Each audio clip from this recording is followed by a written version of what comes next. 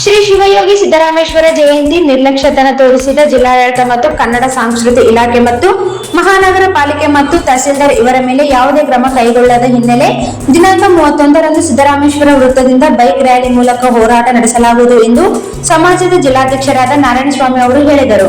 ಅವರಿಂದು ನಗರದ ಸುದ್ದಿಗಾರರೊಂದಿಗೆ ಮಾತನಾಡಿ, ಜಯಂತಿಗೆ ಬಾರದೆ ಜವಾಬ್ದಾರಿ ತೋರಿದ ಅಧಿಕಾರಿಗಳನ್ನು ಅಮಾನತು ಮಾಡುವಂತೆ ಈಗಾಗಲೇ ಮನವಿ ಸಲ್ಲಿಸಿದರೂ ಯಾವುದೇ ಕ್ರಮ ಕೈಗೊಂಡಿಲ್ಲ ಎಂದು ದೂರಿದರು.